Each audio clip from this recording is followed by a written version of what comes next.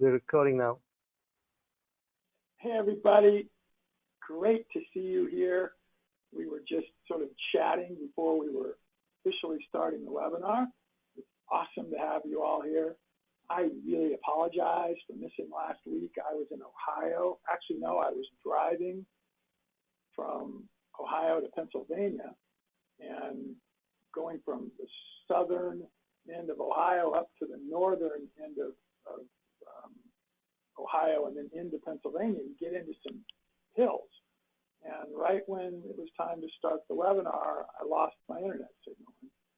I ended up getting to the hotel that I was going to, and I had an internet signal. But it was already, what, Mark, probably 20 after, wasn't it, when I called you? And I said, I'm here now, but I really, I know that the webinar, you probably already canceled it. We learned something from that, which is we used to always have a backup webinar prepared, and we didn't last week. So moving forward, we'll make sure we have that so that any speaker, because we're going to start to have a lot more speakers again. We've already got some amazing sessions that are set up for January. One really amazing one tomorrow, right, Mark? With another couple from Arizona that was introduced to us by Bob and wasn't it Bob, the speakers who live off the grid that we just had several weeks ago, Mark? What were their names again? They lived in a school bus. Get old their name. Yeah, but I don't remember the name. But this couple is Jessica and Tim and Jessica, the one. And they have a project called a project called the Green Dream, and it's going to be awesome. That's tomorrow. So if you can, try to attend that webinar tomorrow. And then in January, we're just almost every day we're booking one or more new webinars right now. So that's just awesome.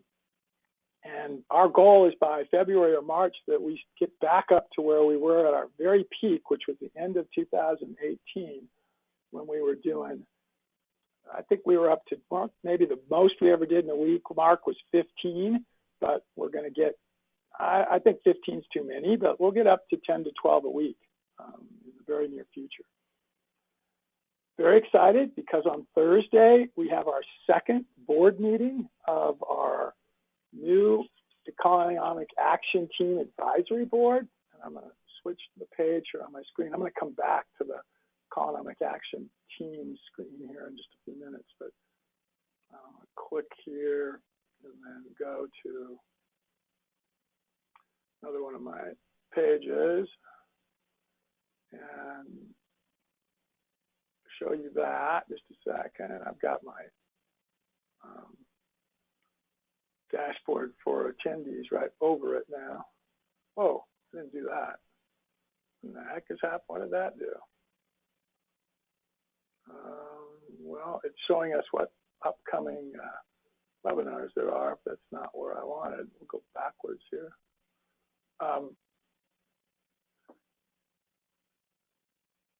And let me, Mark, I can't pull down the the list of people that I've got sitting up here. It won't let me pull it down so I can get rid of it. It's right in the middle of my screen. I can't get the, by the way, a little bit of logistics. Put in questions in the question box, if you would, and ask some, everybody. You've got to have some. Again, this is not a structured series. It's generally about economics, and I'm going to pick different topics each week. Our primary topic tonight is going to be really weird. It's going to be cattails, which I think you'll get excited about, and I'm going to get to that in about 10 minutes or so. But before that, I'm trying to get up to my dashboard so I can, and I can't get the attendee box to close. How would I close that, Mark? I'm not.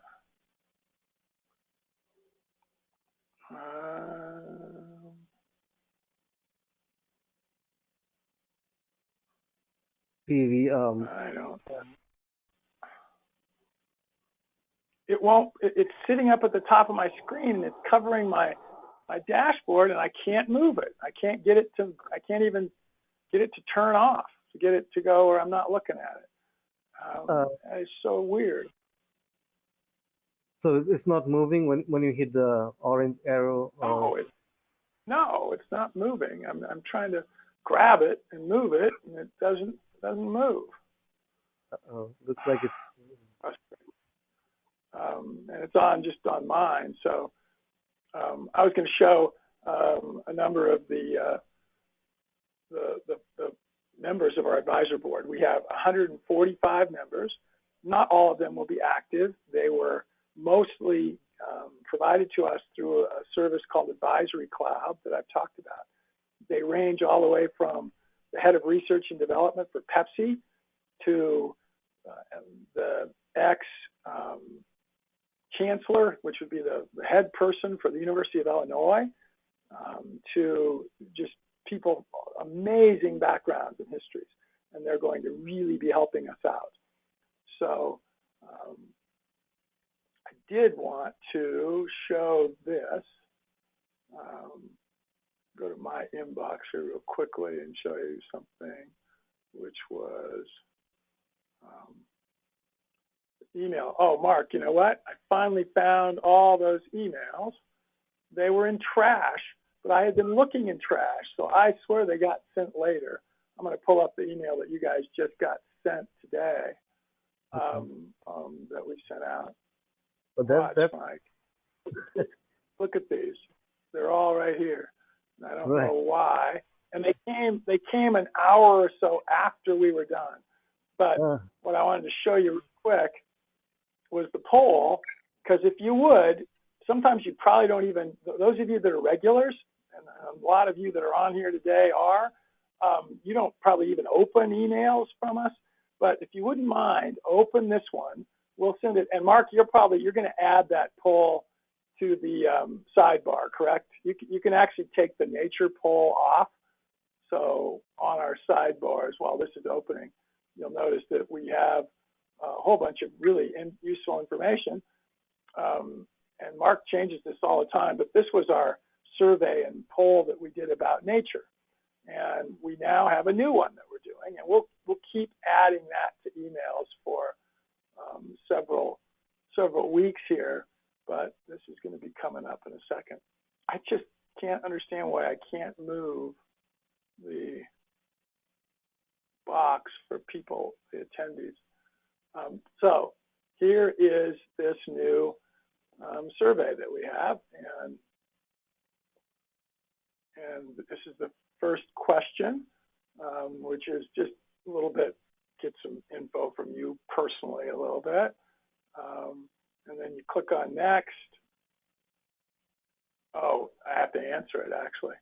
So I'm going to just give an answer that I can go back in, and I'm going to not put anything really in there. I'll just put some letters so that when we look at the results, we can see that they're not accurate for anything.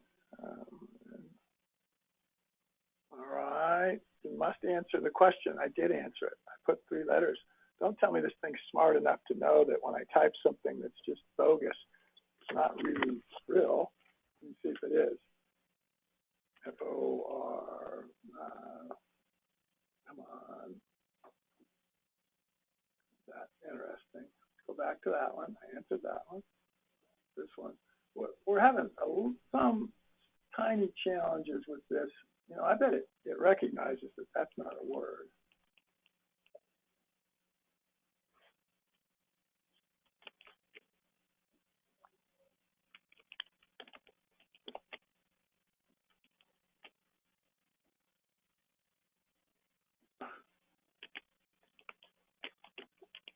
It says Mark,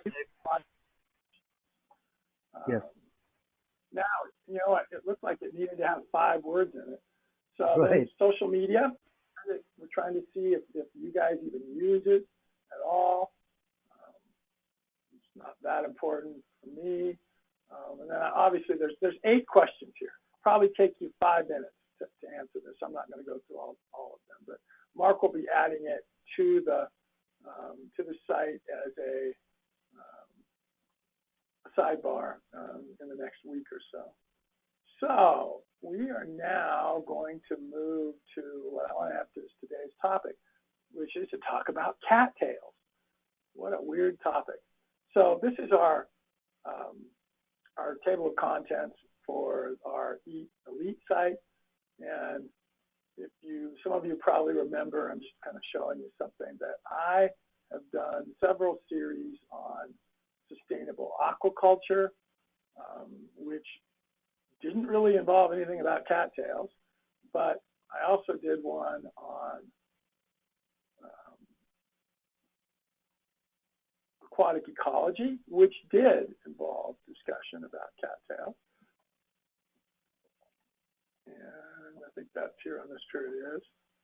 I'm just going to quickly show you, just because some of you don't realize how much you have and how much you could get out of our network. So I did this back in 2017, so really the second year of EAT, and I did it for 10 weeks, or actually, no, I did it longer than that. That's why it's showing multiple more here.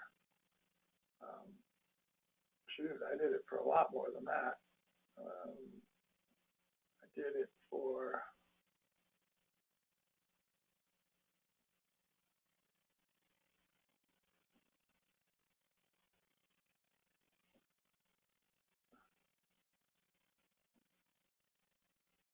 wow.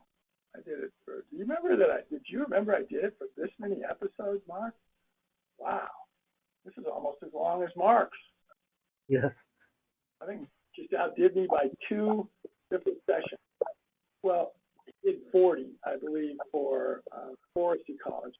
But, wow, I didn't remember that I did it for 38 weeks, really almost a year. Anyway, you might want to go in and look at that. Well, I guarantee at several different points in here, I talked about cattails. So we are now going to spend time talking about cattails. So I'm going to take this and put it in the present mode, and it will show the entire screen. See if I can move this now. You know, Mark, it just doesn't let me move this attendee thing, and I don't even know how to get rid of it. I mean, it just sits there. I don't have a button on it. What am I missing so that I can get rid of it? Looks like a couple people have asked questions too much. Yeah, I see. What's that? Yes, I see a couple of questions already from people. This is a pretty long question. Well, maybe I'll look at them here. Okay. It's from David and also Joshua.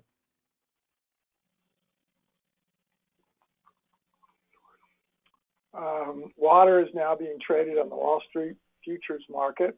The price of water in California is currently being traded at $486 per square acre foot. Do you think there is a viable model using aquaponics with remediative plants to clean water for a profit? Well, it's interesting you asked that. We had one of our speakers who did several sessions, right, Mark? Colin Lennox, and we're going to have Colin come back on us again, who has designed a proprietary system to use a hybrid of aquaponics to be cleaning water. And he is doing his systems for cities, counties, and different water-owning bodies back on the eastern United States. So it isn't so much that aquaponics would be a cleaning, because honestly, fish probably aren't going to clean up water to a great degree, but a balanced ecosystem, which is what I talk about when I also gave the course on ecological aquaculture, because I have 22 ponds here that are all incredibly clean water. All of them water that, other than if you were worried about giardia because of the potential for its spores from beaver or other kinds of organisms like that that could create giardia. The water is totally drinkable from 22 ponds. And yet all those ponds are used to raise animals, fish, crayfish, plants that we generate revenue from. And without the management that we've done in natural ecological aquaculture for those ponds, that water wouldn't be that clean. So you clearly can use natural processes to clean water.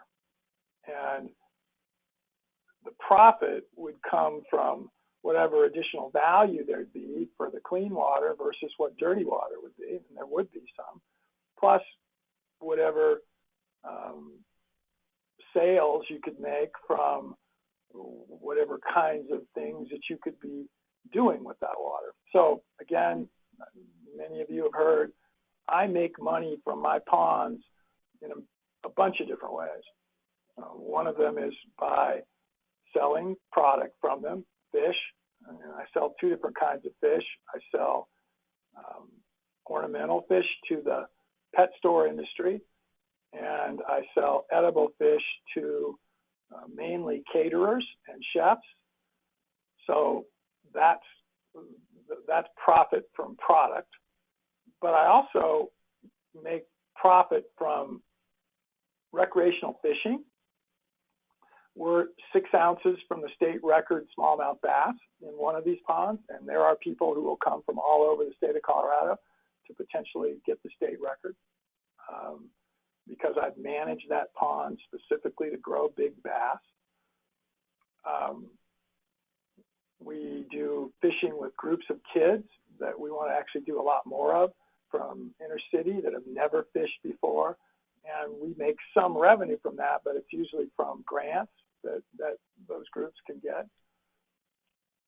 We make a very good profit from using those ponds for dog training, that we get annual memberships from people and one-off training days. And on the average, during decent weather, 5 days a week, there will be people training their dogs on our ponds, the same ponds that have fish in them and that are clean water. So there's a lot of ways that you can make profit from clean water, and certainly using appropriate ecological means, you can do that. So Mark, without expanding this, okay, so not really a question, more of a comment, but I think it applies to many people in permaculture. We are good at growing and teaching and farming, but we are really bad at selling. Yeah, David, we've talked about that a lot. And we have courses on selling. And again, we've hosted teachers about how you can better sell. Mark Shepard's really good at showing how to be able to sell things from your farm. I was so ignorant when I started growing for a living, thinking the veggies would be so good they would sell themselves. And he says I was wrong. Yeah, that's not uncommon, and most people don't go into farming to be salespeople. So anyway, all right. Well, those are the only questions so far. Adam, add them as we keep going along here. But we're going to now spend the next. I didn't mean to go forward there. Back up. Second here. Cattails. Who would have guessed? Cattails are amazing, everybody, in a positive way and sometimes in a negative way. And we're going to talk about both those positive and negatives here today. But kind of a subtitle here is the Costco of the swamp, which just means they can provide anything and everything and at great value. Okay. So what is a cattail? Cattail is generally the name of plants that are in the genus Typha, of which there are about 30 species. And they are tall, reedy marsh plants.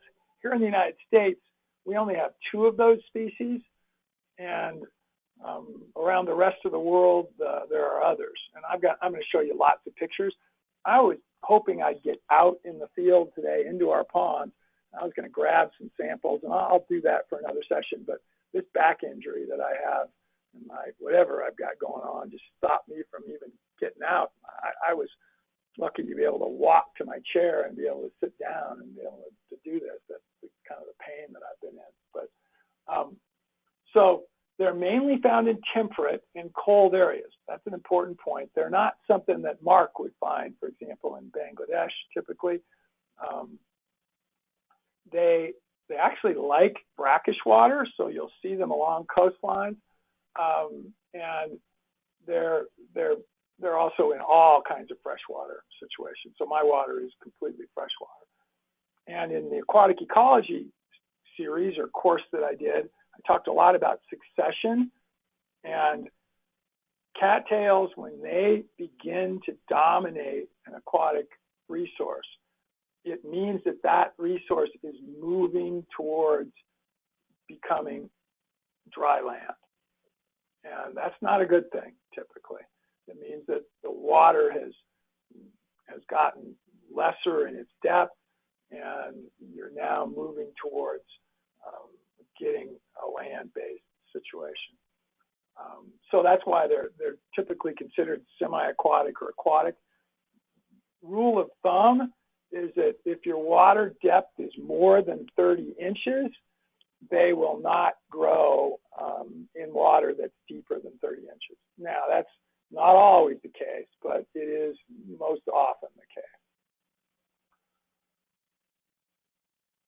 So here are some pictures of them in various circumstances. Here's just a little bit of a close-up of what they look like. Their name comes from the end here, which people believe looks like a cattail to a certain extent. And this is the flower.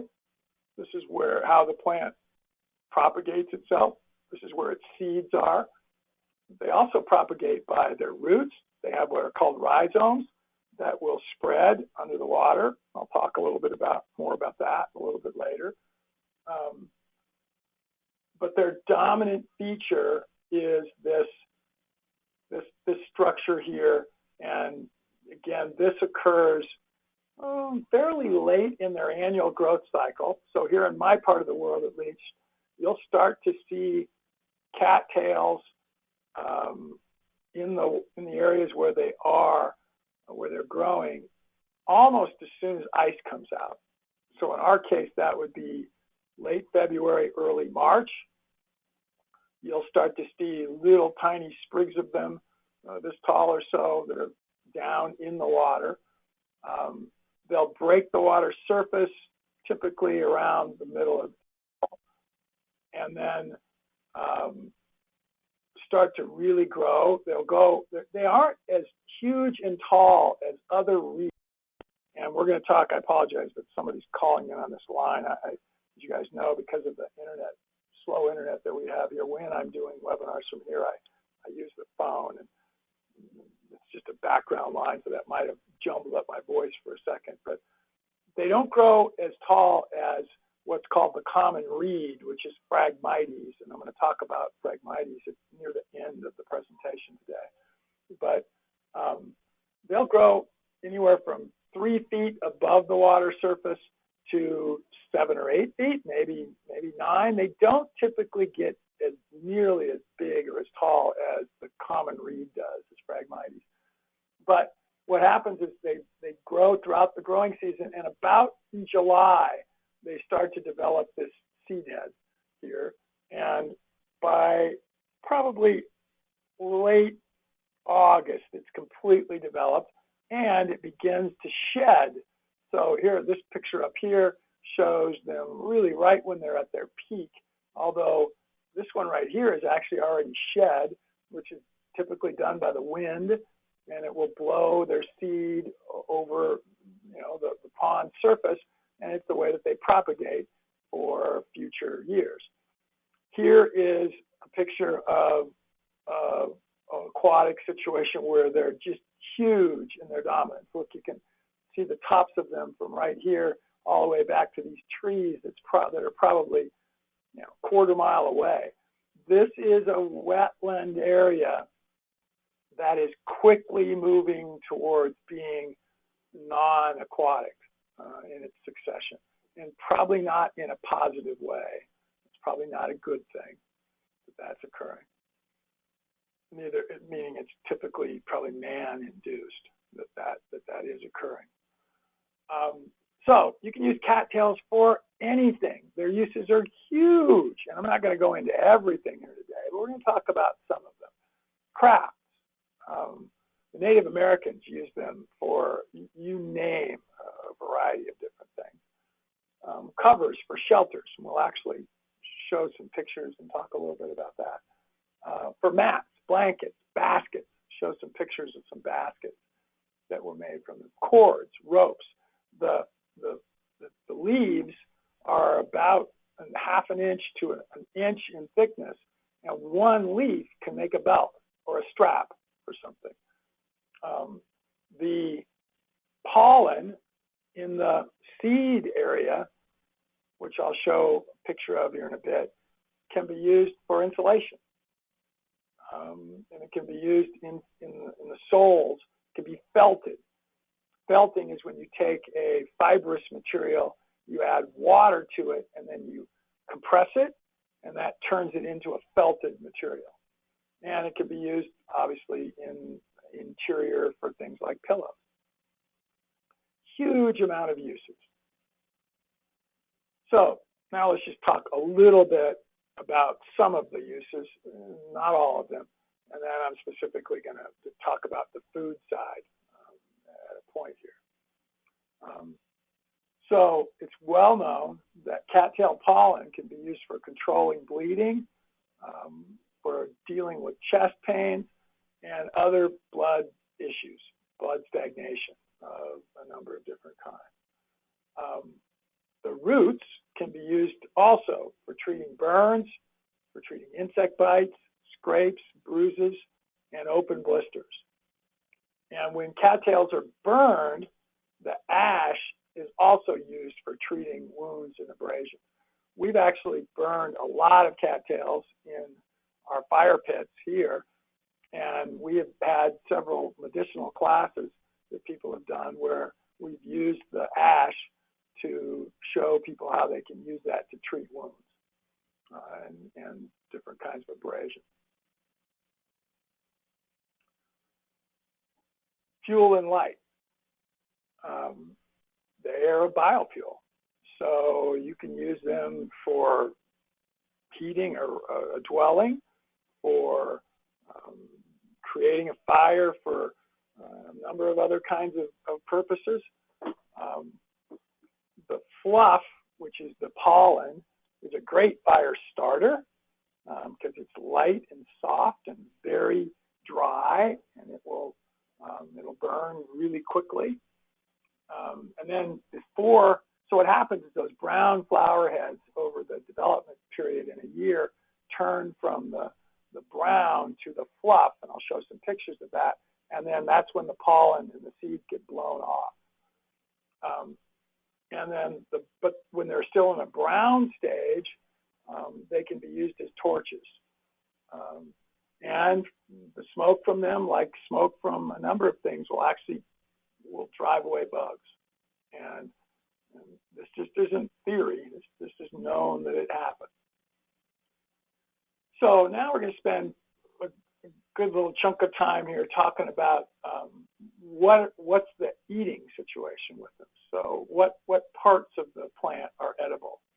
So the shoots and stalks can be eaten raw, and I've eaten them raw, and if you've never had some, you should try them.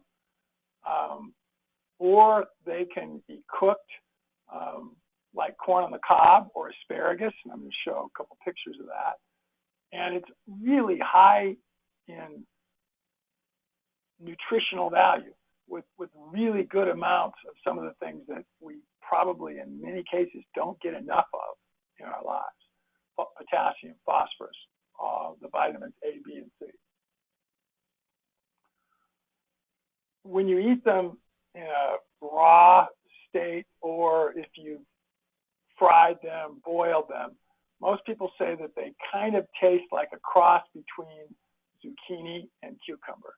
Now, I'm not a big fan of cucumbers because to me, cucumbers are pretty boring and blah in their taste. So I like to think they're a little bit more like zucchini, but some people love cucumbers, and cucumbers have a lot of nutritional value. So they're kind of like a cross there. So at different times of the year, you can eat different parts of the plant. And now this stupid attendee box that I put here is right in the middle of, Mark, it's weird. I don't know how to move this. You got to pull it up on your screen because you're not using your screen today. And tell me if you can figure out how to tell me how to move it. It's really frustrating not being able to move it. By the way, again, throw questions in, everybody. If you've got them, comments, questions, thoughts.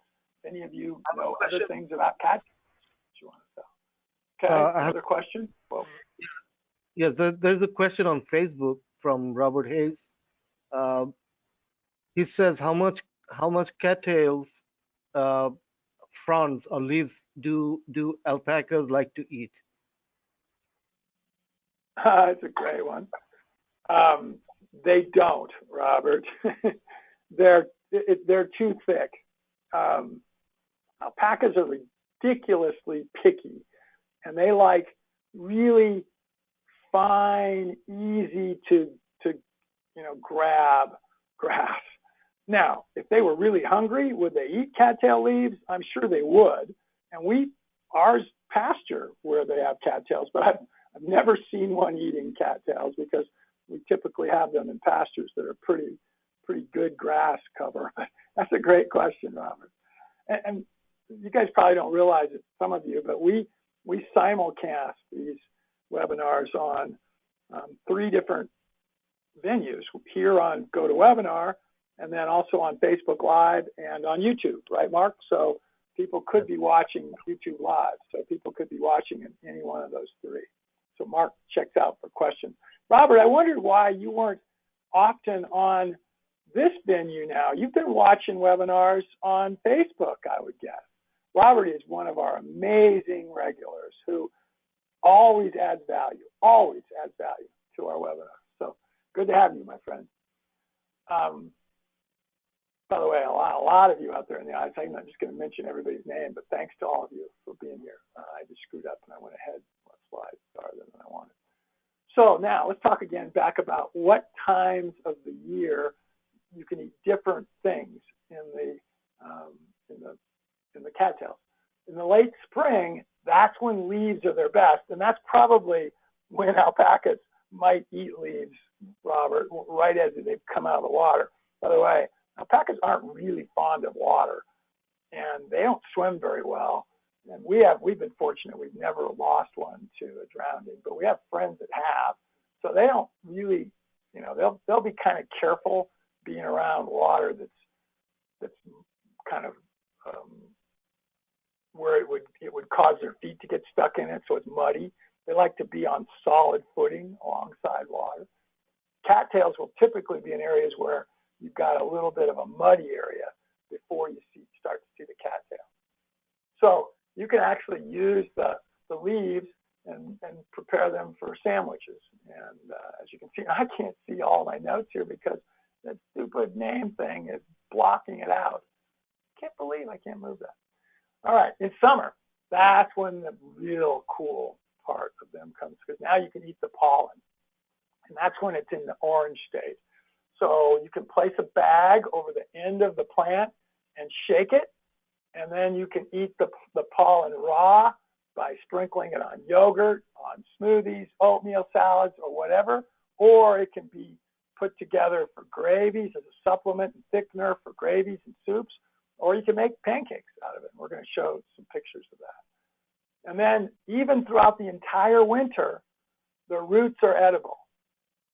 And that's the best time to be collecting them, although you can collect them year round.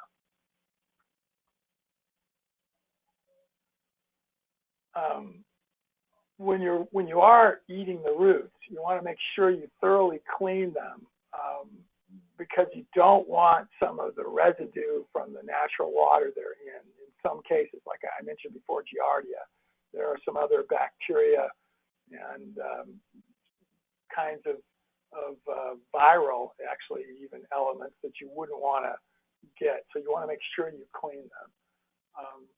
And then they can be pounded in chunks in clean water, and you can wait for the starch to settle to the bottom and then filter it and boil it down. That's another way you can collect it. That way is not something that is commonly realized. So, and then obviously you can ground it. This is really the coolest slide of this presentation, because this is one thing that I had no idea of, this volume, and I've checked this out in multiple different places now, and it's fairly accurate. And I'll just cut right to it. It's right in the middle of the page there. 1 acre of cattails will produce 6,474 pounds of flour for a year. That's massive. Below it, no green plant produces more edible starch per acre than cattail. So it's the other name that they have is cat-o' nine tail. Not potatoes, rice, taros, or yams. The reason you don't see cattails grown, for example, instead of rice in places like Southeast Asia and such, it's actually too warm for them there. They would not grow there very well. So again, another way that you would eat them is to peel and chop the roots, clean them very well, remove the fibrous strings, pound them into a powder, and use that for flour. So I'm going to show some pictures of all that here now. So here are 5 pictures that just show some different elements. Up here you've got some of that spring cattail stalks that are being fried or cooked, much like asparagus would be. Here are, again, early season. This would be the part of the plant that you can see down here that is near, it's probably below the soil surface. So this line right along here would be the portion of these plants that are under the soil. Then all of this is growing from the green here up, is growing in the water. These segments would be coming from this below the water portion of the plant. Again, these are plants that were pulled. Now, remember I mentioned rhizomes. Notice that these plants are all attached. This is one root system that is stretched between all of these. And here's a question for you guys. Let's see who can answer this. What terrestrial plant that's really well known in the mountains grows from one plant sometimes, I'm trying to avoid giving away the answer, to huge expanses of these plants through rhizomes under the ground? It's a very popular plant. If somebody doesn't get it pretty quickly, I'll tell you a little more. I'll give you a few more hints. All right, over here on the right, this is laying out the leaves that would not be attractive to alpacas, and you can kind of see why here. These are thick, strong leaves, and they're being laid out to be making them into a basket, like you see here. That is all cattail, everything in that, including even the string that was done here to make this. Amazing plant. It was interesting here. I didn't have time to look this up, but this said here, cattail foraying. I've never heard that word, foraying. So I was thinking somebody misspelled it and it should have been foraging, but I don't think that's right. I think frying is a word. I just didn't have time to really look it up, see what that was.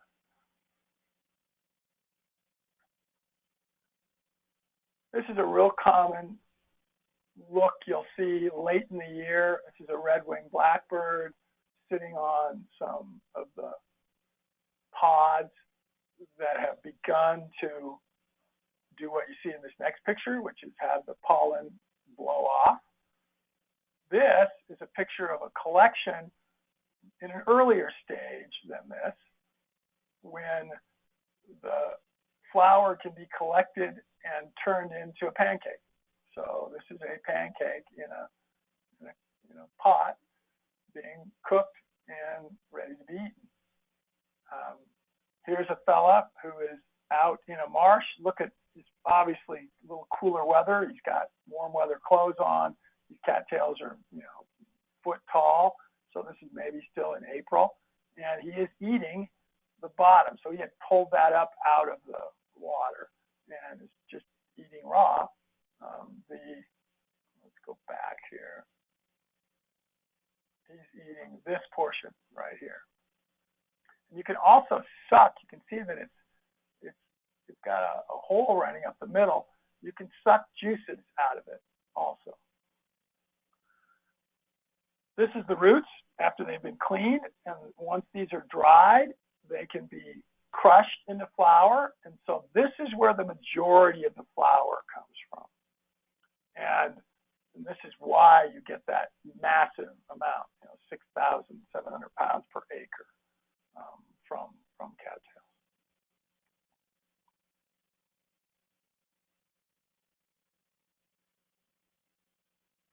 So now let's change a little bit and move away from their positive attributes to a little bit of their negative, and how do you get rid of them? The problem with most people's managed aquatic ecosystems is that cattails can take them over. And like I said, if the water is less than 30 inches deep and you've got cattails anywhere within 10 miles of you, and you build a new pond, brand new pond, doesn't have any cattails, and you start to have that water along the fringes of the pond get shallow, less than 30 inches, you're going to get cattails. And over time, they can become overwhelming. They will outcompete just about everything except reeds, Phragmites, which is the very end of this. I'm going to talk about Phragmites, but Phragmites is actually even more of a problem when they get very dense, the common reed, because it will actually outcompete cattails even.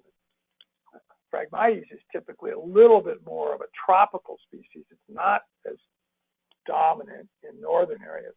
So my ponds, which I like the diversity that I have a combination of Phragmites and of cattails.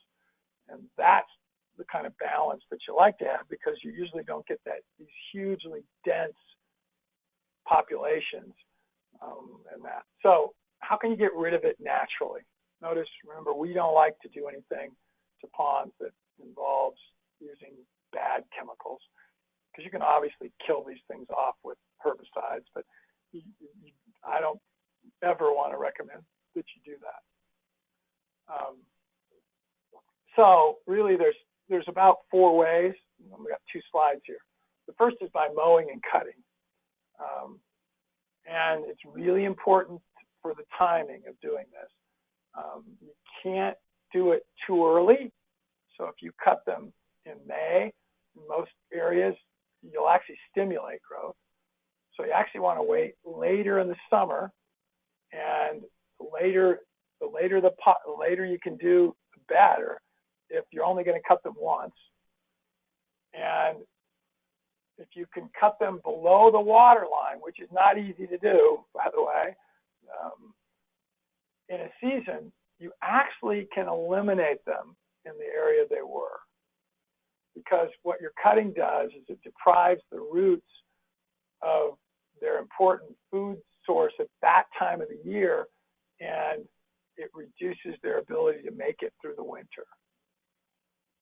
If you cut them after they've gone into their dormant state in the winter, which I have here now, and I'll, like I said, following week I'll go outside with my camera and I'll show you some of this, but you won't do much to them at all. Winter cutting will have little effect on getting rid of them, and it actually does very little on the amount of food that gets stored in the roots.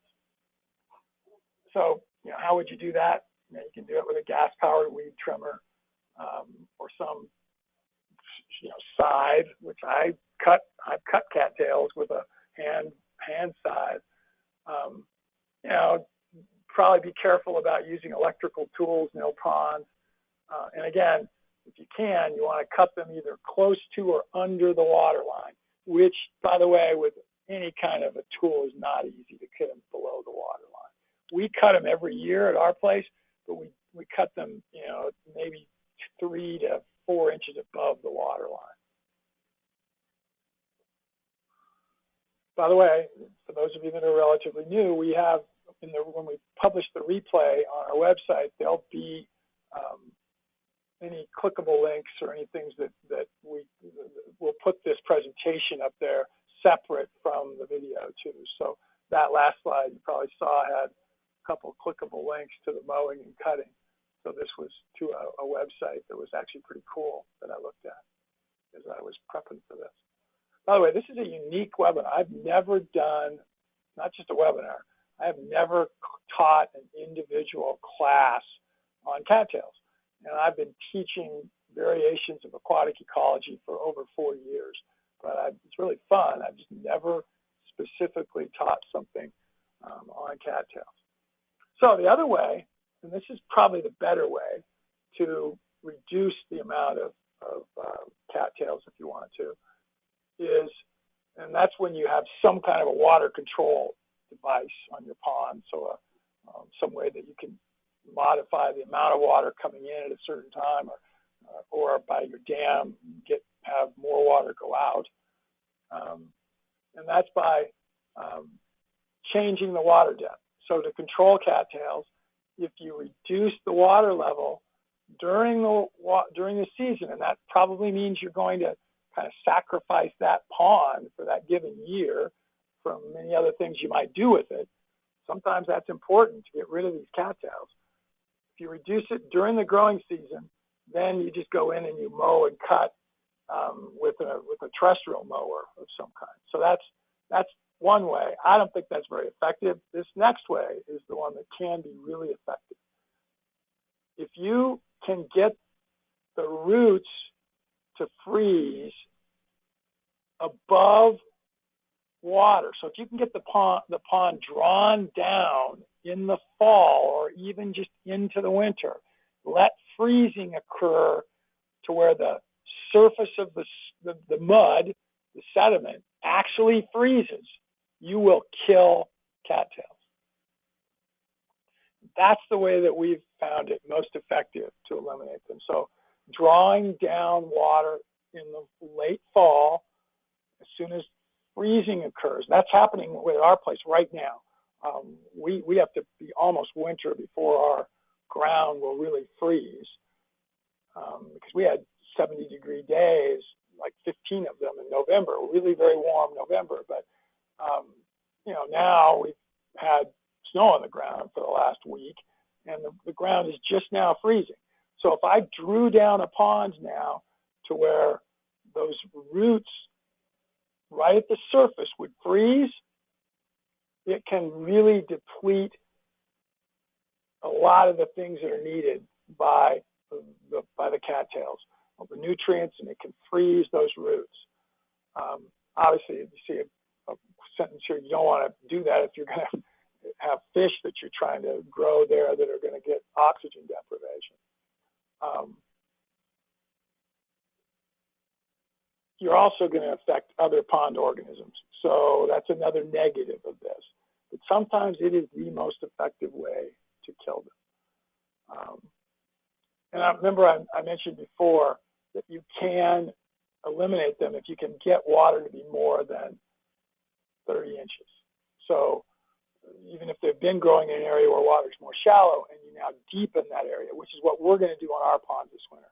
About every other year, we do a major pond sediment removal process with some equipment, heavy equipment with an excavator. And at that time, we dig out cattails, as many of them as we can get out, because our area is in succession. It's moving towards becoming dry ground fairly quickly because these are artificial ponds that we've put in. Now, we're just going to end up here talking about Phragmites just a little bit. So I just want to make sure you understand the difference more than anything. So it doesn't have nearly as many species as cattails do, as Typha does. But Phragmites is actually the genus, and it has 4 species of what are called common reeds, and they're found in wetlands and temperate and tropical areas. And they're actually more common tropically. And look how big they'll get. Here's a guy reaching up, his hand's probably 7.5 feet in the air, and look how these things are as tall as him. They can go 12 to 14 feet in the air. And here is what the tops of them look like. They will take over an aquatic ecosystem, take it over. And they're usually the last step in a successional process. So here's a place where there's a tree already beginning, terrestrial tree beginning to grow up in this. And this is a wetland that's, in 10 years, going to be completely dry. They're a better competitor than cattails are. They'll take over a circumstance from cattails in a big way. So very unusual for me to finish a little early, and I obviously have a few more things I can talk about, but that was sort of the bulk of what I wanted to talk about today. We have about 8 or 9 minutes left. Please throw in some questions or some comments. I'm going to move to another topic quickly if you don't have them, just to sort of summarize about actually our advisory board a little bit more. Mark, have you figured out how I can move this stupid attendee thing? I cannot get it moved. Frustrating. Mark's probably muted. Wayne, yes, can you hear me now? I was muted, sorry. Yep. Okay. You should be able to move it, sorry, train going by. So clicking the top part and just dragging it. No, that's what I've been trying. I'm doing that right now. I'm just clicking that and dragging it. It's not moving.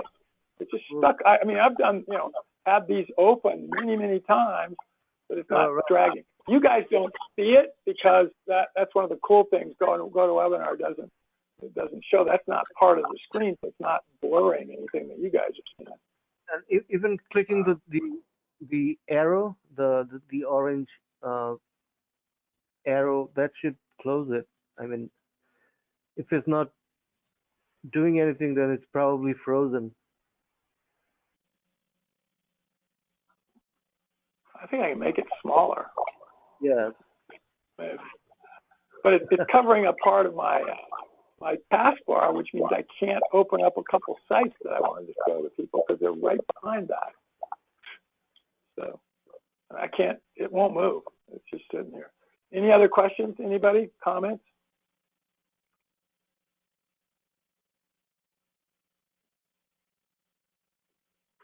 I don't see any Great other question.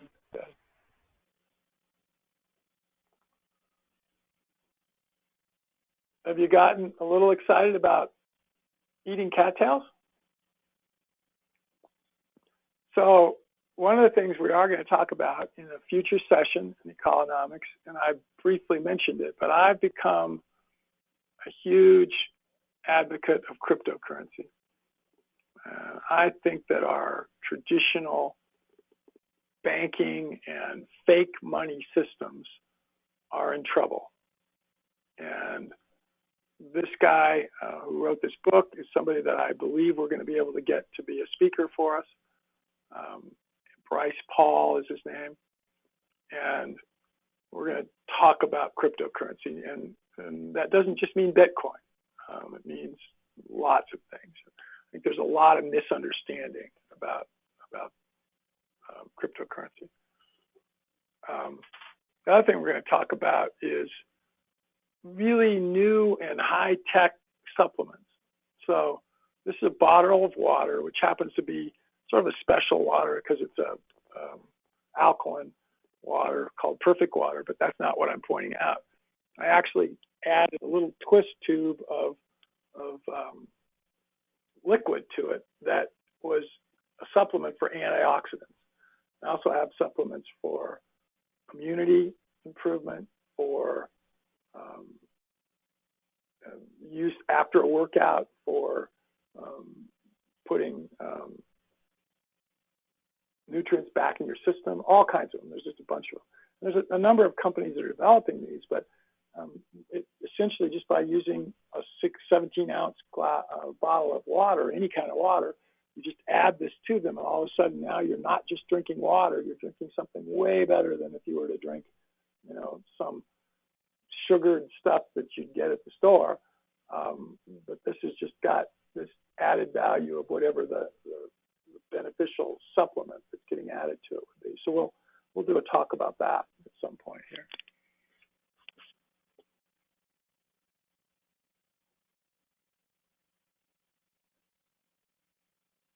Any other questions? Anybody? We just might end a little early tonight. We don't do that very often. I can't get to the part of my bar that I wanted to use to show you guys something.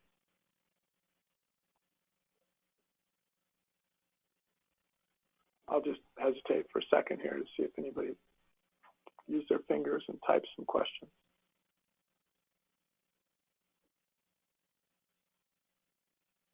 I'll end by also apologizing. I missed last week as I started.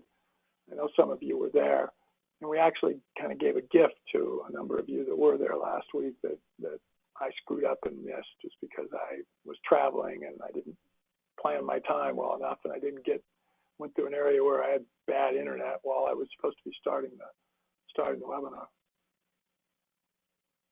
So we have Jim and Jessica tomorrow. What time is that, Mark? Let me check quickly. Okay, Jim and Jessica is 5 p.m. to 6 p.m. Mountain time. So make sure to convert that to your time frame. And then Thursday we have Bob Crisador, and he'll be doing his last session for the year, and maybe his last one. He might be going exclusively to a podcast approach rather than doing live video as well. And then, as I said, I'm really excited because also on Thursday we have our second board member for our 145 board members of the EAT community for our board. So, and they won't all be there. We had 28 the first one that we had, and we'll probably get 25 or so this time. So Mark, I don't see any other questions. Let's go ahead and, do you have anything else to, you guys can be doing whatever you do in prayer or whatever, for whatever your spirituality is, if you have one. Mark has a good friend who's hospitalized now because of COVID. And is in intensive care, right, Mark? You said he's not doing that well. He's not doing really well. But it's been a couple of days now in ICU. Yeah. Well, hope that's not happening to anybody in your families. And now that this vaccine is out there, maybe we're going to see a turnaround and get this under control. So anyway, had fun talking about cattails today. That was really cool for me. I hope you enjoyed it. Put some ones in. Come on, type a little bit. Put some ones in if you enjoyed learning about cattails a little. Put some 9s in if it was just terrible. You didn't care about it. And we will probably call it a wrap after just a second. Got some 1s here. David Adams said 1. Yeah. I know cattails and reeds are used to manage wetlands for cleansing sewer water, even in municipal. Yeah, they are, by the way. sugar cane. That was a question earlier that I didn't see. I'm not sure, Joshua, what your latter part of that about You showed some sugar cane was. you showed some picture of some plants, I think, and you asked if anybody knows what they are. So that'd be Oh, yeah, that's right. And I never did say what that was. Wow, man, I should go back to that. Let's quickly go back to that slide. It wasn't sugarcane, by the way. that's the Oh slide. man, I've forgotten. I was going to say what it was. Oh, aspen. Is a plant. It's plants that grow with rhizomes in large fields of aspen trees. Most of them have one root. It's the same root system for the entire group of those trees. So there's aspens. I apologize. Yeah, that's what. So good guess.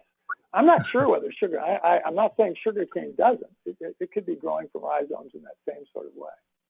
It looked like onions. All right. Well, It looked like no, onions don't, Mark. Onions are pretty individual in their root system, I believe, in most cases, at least the common onions that we eat here in the United States. So. okay. All right, great webinar. Enjoyed it a lot. Next week we'll be back again. Actually, yeah, I was going to say we may skip the week between Christmas and New Year's. We typically do. Mark and I and Arif haven't talked about that yet, but we might take that week off. We have done that in the past. It's the 1 week of the year we sort of take off, and we haven't decided for sure yet, but Bob will be done with his. It'll probably just be my webinar, so we'll probably take that week off. So, because Christmas falls on a Friday and New Year's falls on a Friday, so we'll probably take that in between. But next week we'll be back again. We'll see you all next week. Mark, why don't you take us out?